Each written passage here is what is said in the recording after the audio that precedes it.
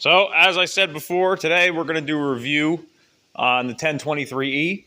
I'm going to tell you the reason why I bought this, why I think it is the best tractor you can buy for the money, and some of the quirks and features that I found about it just in my time of ownership here. So, I paid $14,000 for this tractor. It is a 2020 with 129 hours on it. Or I should say, when I bought it, it had 129 hours on it.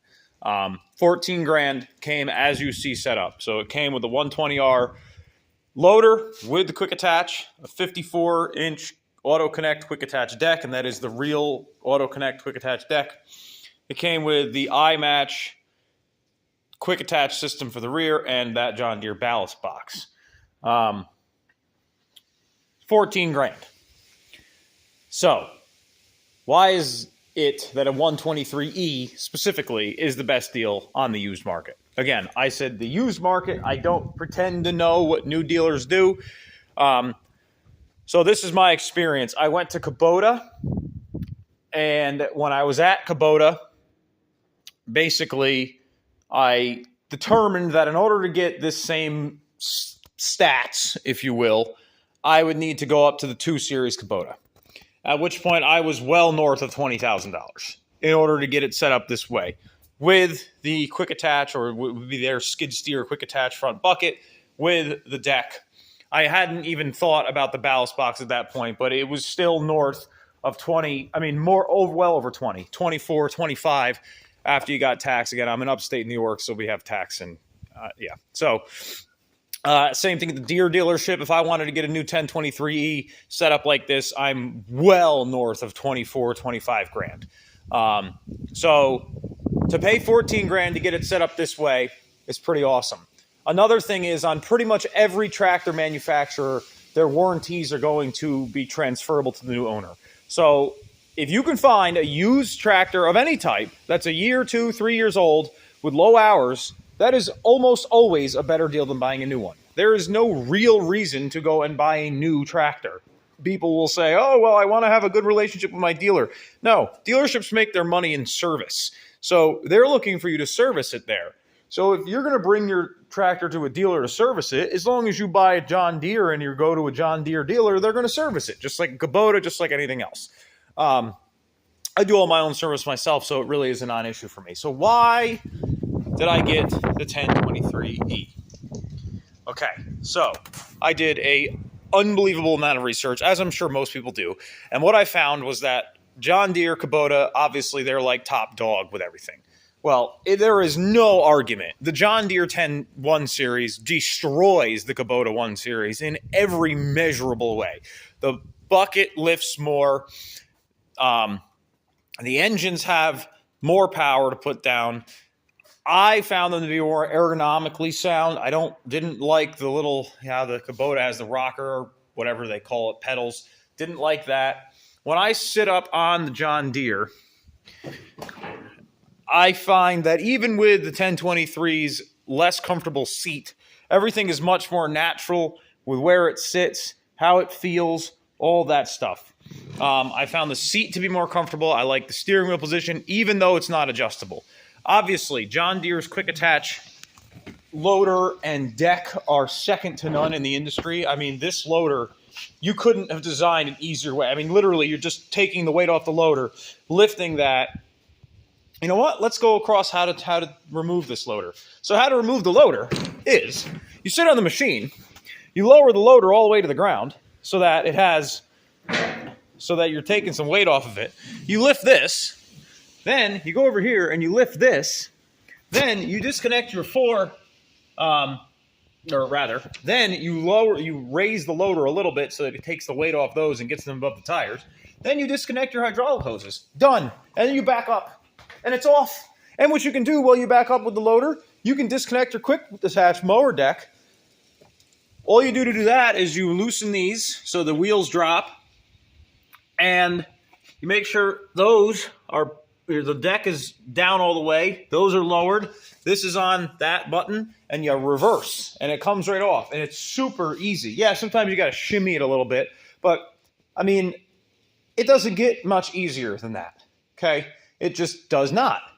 I know a lot of people make a quick hitch, so, can't even really comment on that. But, so for ease of use, John Deere, second to none.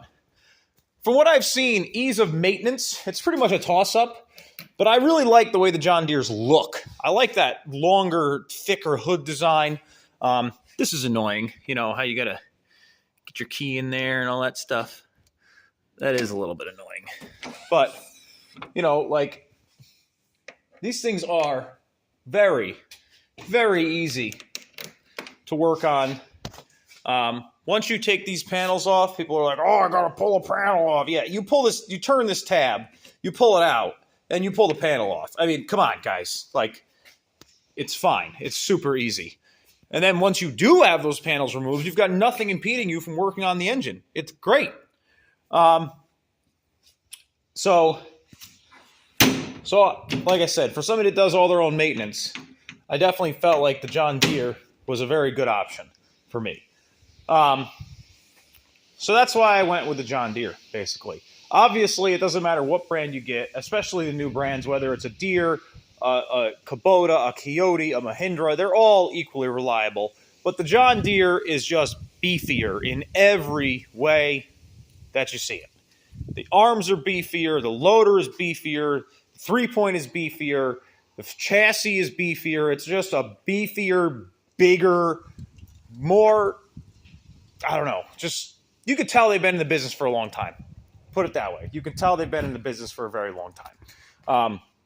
So I think that just about covers it. I mean, there's really not much more to say. Obviously, you really can't go wrong with any of these tractor brands. I mean, they're all pretty good from what I've seen. They really don't have a whole lot of problems. I would say from what I've seen, the John Deeres have the least amount of problems, but that doesn't mean they're not without their quirks. So, quirks. Okay. What I did notice on this, after I just got done talking all about quality, is there were a lot of very loose bolts.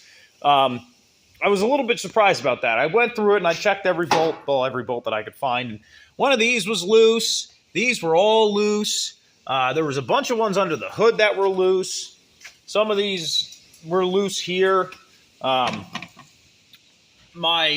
hydraulic three-point arm, or my three-point and deck lift arm was loose. So it wasn't actually giving all the power that it needed to the hydraulics in the rear, so the rear wasn't lifting.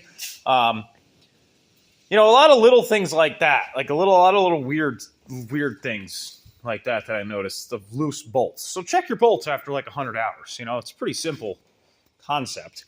So that's something I noticed when I had to disconnect the mower deck the first time, and I don't think the last guy ever disconnected it. But when I disconnected it, I noticed it was a little sticky. I had to kind of shimmy it back and forth. I just grabbed here and just gave it a little beans, and then it came off. The differential fix. Check out my video for the differential fix. I will put a link in the description for that. But that is a very common problem on these, and you definitely want to check out my link for the fix on it, because I developed a permanent fix for it, and you never have to worry about your diff locking again, your brakes locking again, any of those things happening. So definitely check out my video about the differential lock fix. That is huge. I also did a video on a full-on service on this, and I didn't do every little tiny shot of every little tiny thing. I hit on the major points of it. There's so many other guys that have done the full review, and there's no reason for me to do that. So I did some of the main points.